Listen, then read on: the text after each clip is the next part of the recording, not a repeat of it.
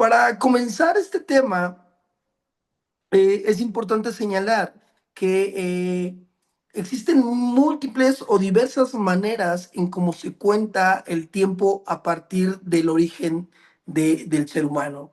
Hay múltiples formas o hay diversas teorías, diversas maneras en cómo se ha leído el tiempo desde el principio de la creación.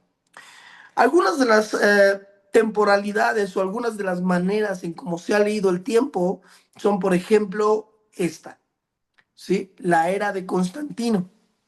La era de Constantino es una forma de contar los años, contar el tiempo, es una forma de cronología que se usaba precisamente para la iglesia griega, ¿sí? Esta cronología, bueno, pues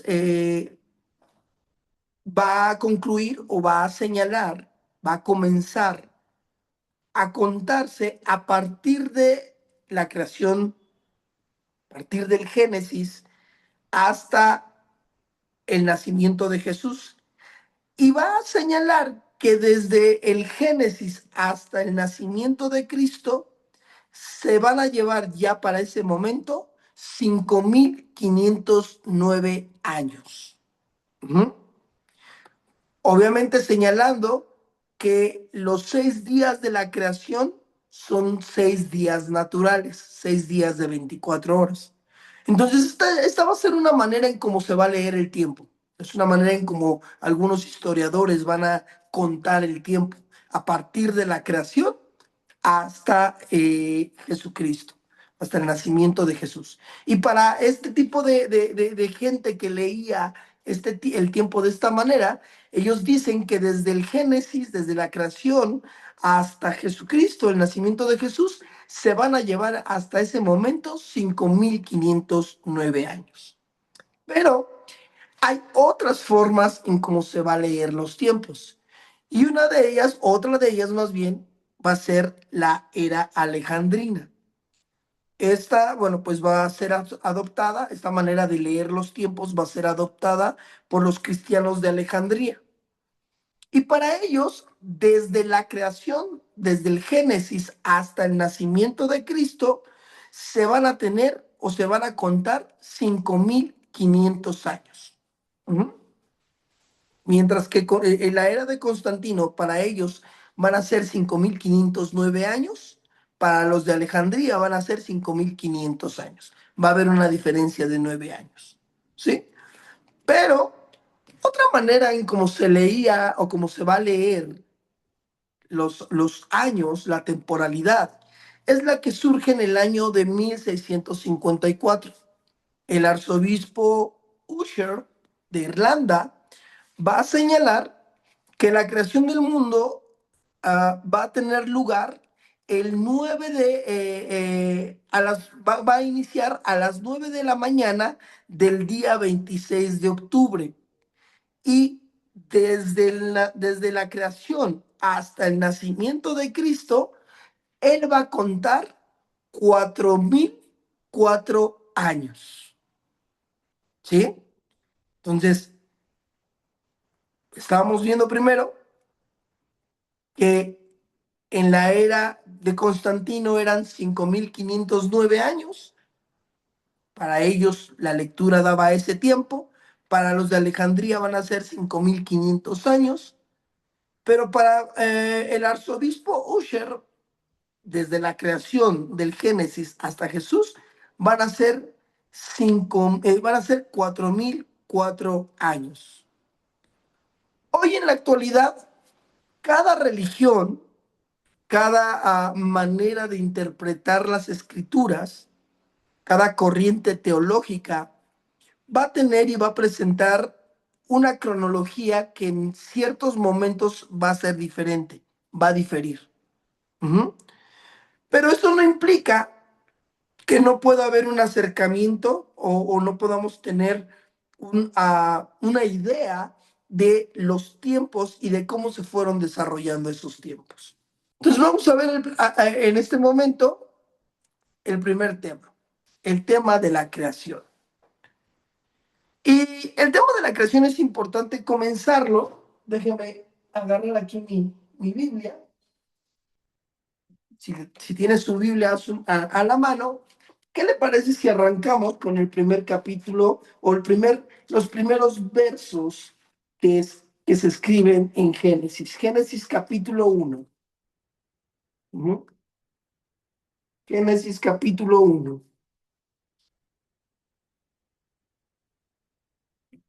Si lo tienes ahí, dice, en el principio creó Dios los cielos y la tierra. Verso 2. Y la tierra estaba desordenada y vacía, y las tinieblas estaban sobre la faz del abismo, y el Espíritu de Dios se movía sobre la faz de las aguas. Es interesante leer este verso, este pasaje, son dos versículos, y de pronto cuando tú empiezas a leer estos dos versículos, hay algo bien importante y bien interesante, y no sé si te has hecho esta pregunta. Pareciera que cuando lees el primer verso de Génesis capítulo 1, verso 1, y después lees el verso 2 del mismo capítulo, pareciera que no está hablando del mismo acontecimiento. ¿En qué sentido? Vea, dice, en el principio creó Dios los cielos y la tierra. Ahí, ahí parece que la historia comienza o arranca. Pero cuando vamos al verso 2 dice, y la tierra estaba desordenada y vacía, y las tinieblas estaban sobre la faz del abismo, y el Espíritu de Dios se movía sobre la faz de las aguas. Aquí hay dos cosas que quiero referir. Número uno, ¿dónde estaba Dios previo a la creación? ¿En qué lugar se encontraba? ¿Qué estaba haciendo? Lo segundo que yo quiero que tú veas y podamos analizar es que el verso 1 dice que Dios creó los cielos y la tierra, pero el verso 2 dice que la tierra estaba desordenada y vacía. Ahora, si hacemos un análisis de la manera en cómo Dios hace las cosas y que la Biblia nos lo revela, tú y yo podemos llegar a la conclusión de que Dios todo lo que hace lo hace de manera ordenada. ¿Sí o no? ¿Estamos en lo correcto? ¿Todos coincidimos en ello? ¿O Dios es desordenado para hacer las cosas? No, ¿verdad? Dios hace todo ordenado.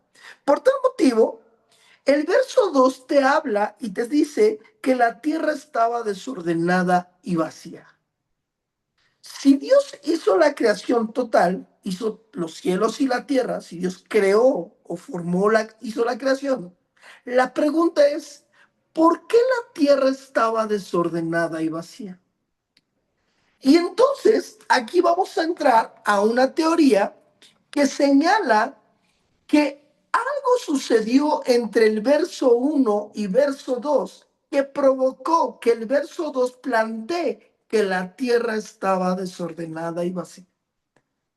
Quiere decir entonces que lo que Dios hizo en el verso 1 hizo la creación, pero lo hizo de manera ordenada. Todo bien.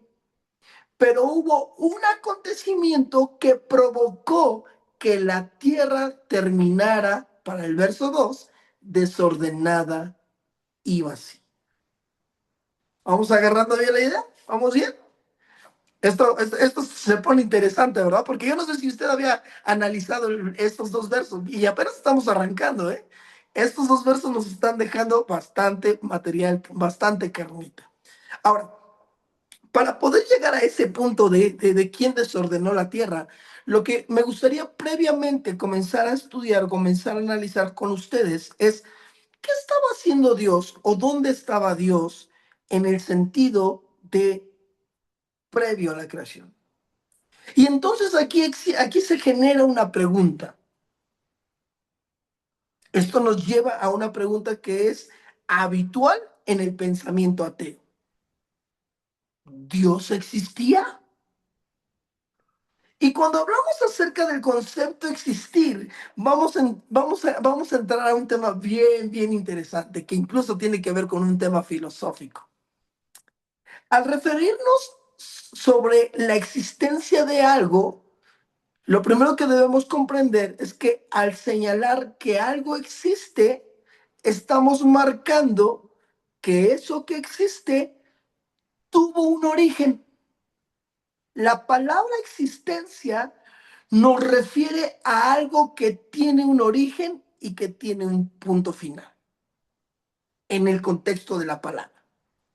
Pero otra definición también del concepto existencia es que el concepto existencia habla de la realidad concreta de un ente, de la realidad que tiene un ente, un ser. Así que en ese sentido, lo primero que tenemos que preguntar o vamos a explicar es, ¿Dios existía antes de la creación? Si tomamos el concepto de la palabra existencia, entonces diremos o señalamos en la primera definición de la palabra existencia que Dios tuvo un origen. Y en automático estamos dándonos un balazo en el pie. La pregunta es, ¿Dios tuvo un origen? ¿Tú qué crees? A ver, me gustaría escuchar sus comentarios. ¿Crees que Dios tuvo un origen? Bueno, Juan lo relata muy bien en el capítulo 1, en Ok, su evangelio. En el principio era el verbo era con Dios, ¿no? El verbo es, ¿no? Entonces, desde ahí, esa pregunta, pensando como ateo, pues sí nos genera ese caos, pero bueno, a los que hemos tratado de comprender la palabra, pues Dios es Dios. Y ok, ese capítulo 1 de Juan es muy claro, ¿no? perfecto. Muy buen argumento. Sin duda, Juan, el argumento o el planteamiento de Juan, del Evangelio según San Juan, cuando toma al verbo, que es un concepto filosófico griego, es precisamente con el fin de sustentar que quién es Jesús Sí, la y que hechura. Jesús es Dios. Ujú. ¿Mm?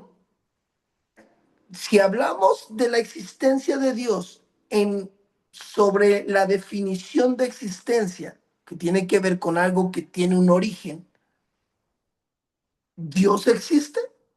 Ahora, para responder, hay una vía muy interesante que yo encontré. Y voy a utilizar un planteamiento de un filósofo llamado René Descartes. René Descartes hizo un desarrollo de pensamiento llamado la duda cartesiana. Y en la duda cartesiana, él plantea lo siguiente.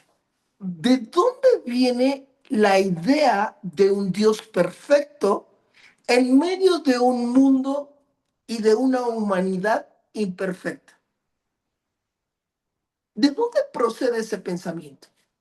O sea, ¿cómo fue que el ser humano llegó a la idea o llegó a la concepción de ver a un Dios perfecto cuando él nunca en su vida ha visto nada perfecto? El ser humano no sabe qué es la perfección porque no la tiene, porque no hay, no existe en este plano natural. Así que René Descartes, en medio de esa duda cartesiana que él plantea, él dice, ¿de dónde viene este pensamiento de un Dios perfecto? Nuestra mente no puede pensar en aquello que jamás ha concebido. No podría. Y si pudiera, posiblemente lo haría con muchos errores. Pero cuando ve a ese Dios, ve la perfección de ese Dios y describe la perfección de ese Dios. Así que, en ese sentido, René Descartes, en medio de su duda, señala lo siguiente. ¿Cómo pensar en un Dios o un ser perfecto cuando todo es imperfecto? La conclusión entonces es que el pensamiento de Dios, de un Dios perfecto, no proviene del razonamiento del hombre. O sea, no fue el hombre el que imaginó ese concepto, sino que fue Dios mismo quien implantó ese concepto de Dios perfecto en la imaginación o en el pensamiento del hombre, en el razonamiento del hombre. Desde esa óptica, por eso decimos que la Biblia es lo que Dios plantea. Es de ahí donde decía yo, ¿cómo es que el ser humano llega a la concepción de lo que la Biblia nos enseña? De ese Dios perfecto. Entonces, para Descartes dice, no, es que el hombre por sí mismo no tiene la posibilidad de pensar en eso. O sea, no hay manera que el hombre pudiera diseñar todo este hermoso libro o pudiera tanta imaginación utilizar para escribir todo este hermoso libro por su propia voluntad. O sea, es imposible. Entonces, desde ese planteamiento, desde esa duda cartesiana, Descartes dice, no, lo que sucedió es que el pensamiento, la imagen de Dios fue puesta en el hombre por Dios mismo. Es la única manera que Dios mismo se le reveló al ser humano para que el ser humano le conociera. No hay otra forma en cómo el hombre pudiera haber conocido a Dios, más que a través de la revelación de ese Dios. Ese mismo Dios quiso revelársele. Entonces, en ese sentido, como decía nuestro análisis, es verdad, la manera en cómo Dios, en cómo el hombre conoce a Dios es por la revelación que Dios mismo se da hacia el hombre. ¿Mm? No hay otra forma. Ahora vamos a ver, en ese sentido, regresando a la pregunta, ¿Dios existe? ¿Dios existió antes de la creación? Y para responder, vamos a utilizar algunos pasajes. Vaya conmigo a Apocalipsis capítulo 22, verso 13. Y si alguien más me puede ayudar, busquemos Apocalipsis capítulo 1, verso 8.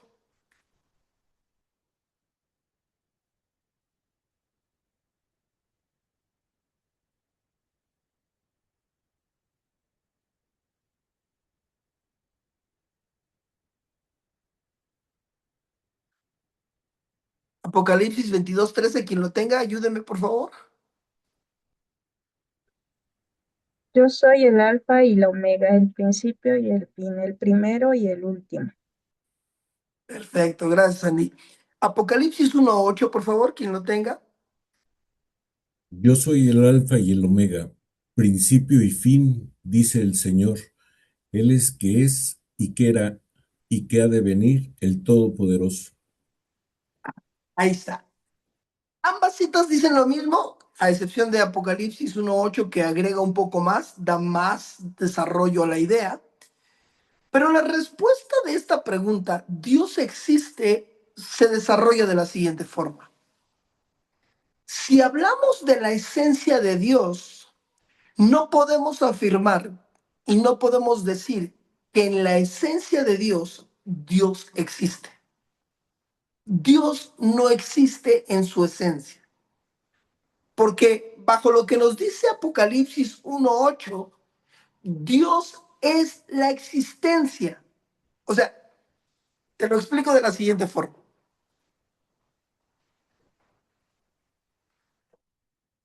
La existencia no está sobre Dios o por encima de Dios, sino que la existencia se encuentra dentro de Dios.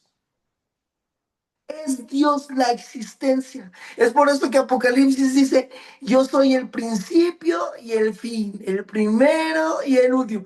Habla de que todo el tiempo, la existencia, la vida, la muerte, todo está contenido dentro de Dios. Todo está en Dios. Cuando hablamos acerca de la existencia, de la esencia de Dios, lo que debemos entender es que en su esencia Dios no existe, porque Dios es la existencia. La existencia no existiría, no existiría sin Dios. La vida y la muerte no existiría sin Dios. El tiempo no existiría sin Dios. Quiere decir que todo lo que hoy mueve al hombre y mide al hombre y todo lo que tenemos a nuestro alrededor está en Dios, contenido en Dios, dentro de Dios. Quiere decir que la tierra sí tuvo una existencia. En algún momento se creó, se formó, pero Dios no cumple con eso, porque Dios es la existencia. Hablamos del origen en este momento, según lo que nos plantea Génesis, del origen del mundo, ¿sí? De la tierra. Obviamente, cuando hablamos también del origen del universo, cumple la misma línea de medida, o sea, aplica lo mismo.